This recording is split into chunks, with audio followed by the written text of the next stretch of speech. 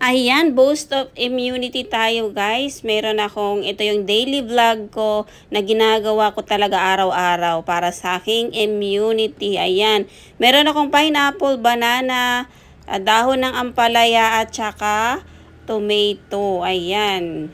Alam nyo na kung anong lasa ng dahon ng ampalaya guys.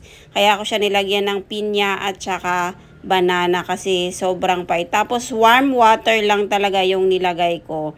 O, 'di ba? Para sulit yung ingredients o nutrients ng ating mga prutas. Ayan.